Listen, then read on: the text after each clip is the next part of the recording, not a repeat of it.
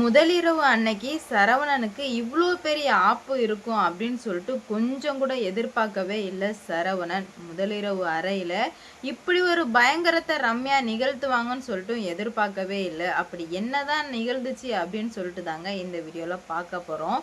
சரவணன் வந்து ஒரு கட்டத்துல வந்து நம்பிக்கை இழந்துட்டாரு. ஏன்னா வந்து மேடம் சொல்லிட்டாங்க, என் கூட வாழ மாட்டேன் அப்படின்னு சொல்லிட்டு ஒரு கட்டத்துல நம்பிக்கை இழந்து அவங்க அம்மா கிட்ட சொல்லும்போது, அதெல்லாம் ஒண்ணும் இல்ல.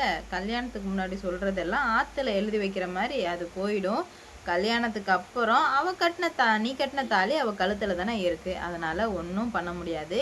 நீ முதலிரவ சந்தோஷமா வந்து கொண்டாடு அப்படின்ற மாரி செண்பகம் வந்து சொல்லவும், மறுபடியும் வந்து நம்பிக்கை எல்லாமே வந்துட்டு வருது. ஆஹா! அம்மா சொல்லிட்டாங்க. அப்ப கண்டிப்பா வந்து நம்மளோட வாழ்க்கை நல்லா தான் இருக்கும். நம்ம நல்லா தான் வாழப் போறோம் அப்படின்னு சொல்லிட்டு சரவணன் நினச்சிக்கிட்டு முதலிரவுக்காக பல கனவுகளை வந்து காண ஆரம்பிச்சிட்டாங்க. அது மட்டும் இல்லாமல் அங்கே சரவணன் வந்து நினச்சதுக்கு படியே வந்துட்டு இந்த ரம்யாவும் எனக்கு அதே ரூம் தான் வேணுக்கும், எங்களுக்கும் வந்துட்டு அந்த அறையில் தான் வந்து குடும்பம் வந்து செழிக்கணும் அப்படி இப்படின்னு சொல்லிட்டு நிறைய பேசும். ஆகா, நமக்கு இன்னைக்கு இருக்கு வேட்டை, இன்னைக்கு ஒரு புடி அப்படின்னு சொல்லிட்டு சரவணன் நினச்சிக்கிட்டே இருக்காரு.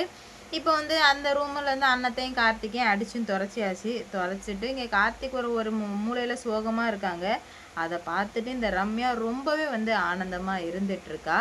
உனக்கு வைக்கிறேன்டா ஆப்பு அப்படின்னு சொல்லிட்டு வேணும்னே வந்து சரவணங்கிட்ட கார்த்திக்கும் ரம்யாவும் லவ் பண்ணும்போது எந்த மாதிரிலாம் பேசுவாங்க, சேம் அதே டைலாக்கை இப்போது இங்கே பேசிகிட்டு இருக்கா. இது எல்லாத்தையுமே கேட்டதுமே நொந்து நூடுல்ஸாக போயிடுறாரு கார்த்திக். உடனே வந்து அண்ணன் வந்து கையை பிடிச்சி நான் இருக்கேன் சின்னத்தான் அப்படின்ற மாதிரி சொல்லிடுறாங்க.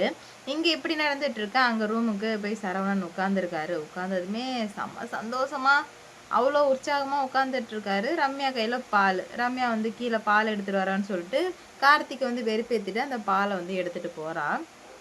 பாலை எடுத்துகிட்டு போனதுமே கதவை சாத்திட்டதுக்கு சரவணன் வந்து வெக்கப்பட்டுட்டு இருக்கிறத ரம்யா பார்த்ததுமே இவன் என்னத்துக்கு வெக்கப்படுறான் அப்படின்னு சொல்லிட்டு நினச்சிக்கிட்டு இவன் என்ன பண்ணிடுறா அப்படின்னு பார்த்தீங்கன்னா கடகடன்னு பாலை எடுத்து இவளே குடிச்சிடுறா. சரவணன் கொடுக்காம. என்ன மேடம் நீங்களே குடிச்சிட்டீங்க அப்படின்ற மாதிரி கேட்க, ஆமாம் சரவணன் வேற என்ன பண்ண முடியும் அப்படின்ற மாதிரி கேட்க, ஒன்றும் இல்லை மேடம், சரி நம்ம ஸ்டார்ட் பண்ணலாமா அப்படின்ற மாதிரி கேட்க, ஸ்டார்ட் பண்ணலாமா எது தெளிவாக சொல்லி தானே சொன்னேன், உன் நிழல் கூட என் பக்கத்தில் வரக்கூடாதுன்னு சொல்லும்போது சரவணன் வந்து தைரியத்தெல்லாம் வர வச்சு ரம்யா கிட்ட போனால் ரம்யா கழுத்தில் பழம் வெட்டுறதுக்காக கத்தி வச்சுருப்பாங்க இல்லையா, அந்த கத்தி எடுத்து கழுத்தில் வைக்கவுமே ரொம்ப வந்து அரண்டு போயிடுறாங்க சரவணன். என்ன மேடம் பண்ணுறீங்கன்னு, என்கிட்ட வந்தால் நான் கழுத்தை அறுத்துப்பேன் அப்படின்ற மாதிரி சொல்கிறாங்க. என்ன நடக்க போகுது ஏது நடக்க போகுது அப்படின்னு சொல்லிட்டு வெயிட் பண்ணி பார்க்கலாம். இந்த வீடியோ பிடிச்சிருந்தா லைக் பண்ணுங்கள், ஷேர் பண்ணுங்கள், மறக்காமல் சப்ஸ்கிரைப் பண்ணிக்கோங்க.